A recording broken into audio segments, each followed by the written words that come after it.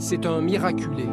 Il a survécu aux flammes et à une chute de 7 étages. À 24 ans, il se reconstruit doucement, loin de la Côte d'Azur et du quartier des Moulins. 2 ans après, il n'a rien oublié de cette nuit d'horreur du 18 juillet 2024. Je pense que ce soir-là, si ma mère n'avait pas crié qu'il y avait le feu, je serais toujours en train de dormir.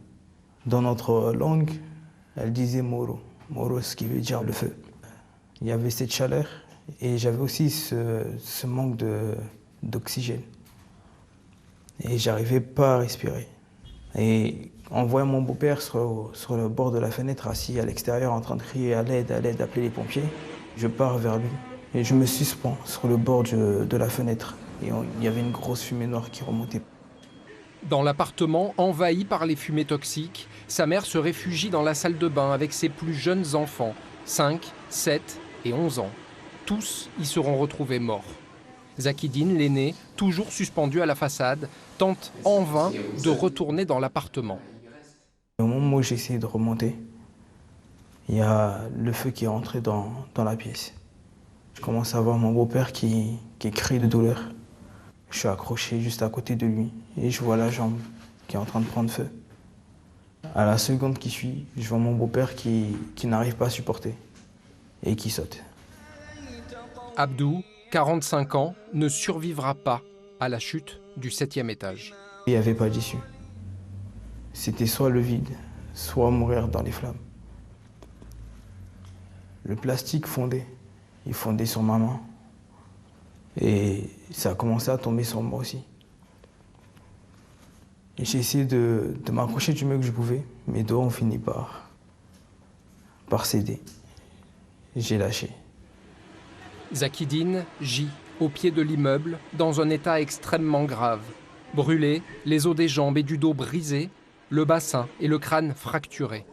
Mais après 4 jours de coma, il rouvre les yeux et découvre l'ampleur du drame, à commencer par le décès de sa mère. Quand j'ai appris la nouvelle, ça m'a déchiré le cœur. Parce que j'espérais qu'elle soit en vie. J'espérais quelqu'un qui n'était plus de ce monde. Mais là où ça a été encore plus dur, c'est d'apprendre que j'ai perdu 6 personnes que j'aimais aussi. J'ai essayé de me demander pourquoi. Pourquoi j'ai survécu pour me retrouver sur un lit et entendre que j'ai perdu tout le monde. J'ai commencé à avoir de la culpabilité envers moi-même. Je me torturais l'esprit. J'avais promis à ma mère que je veillerais sur mes petits frères et sœurs. Et ce soir-là, j'ai failli à mon devoir. Il y a la perte des proches, le deuil, mais aussi les opérations chirurgicales qu'il subit, les douleurs, les cauchemars. Quand j'étais à l'hôpital, mes petits frères ils me disaient de ne pas m'inquiéter parce que l'État s'était engagé à prendre soin de nous. Dans la rééducation, j'ai été suivi. Mais après la rééducation, je me retrouve seul. On m'avait assuré qu'on allait prendre soin de moi. Aujourd'hui, pour avoir un appartement, pour moi, c'est très compliqué.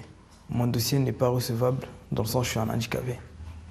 J'aurais aimé que l'État sache que j'ai pas choisi cette situation. J'étais une personne qui travaillait, assidue, respectueux. Mais aujourd'hui, je me retrouve dans une situation qui est très compliquée. Et j'aurais demandé juste qu'on m'aide un petit peu. Même si c'est qu'un petit peu. Et puis, il y a ceux qui ont mis le feu et semé la mort. Envers eux, il ressent toujours une forme de haine contenue.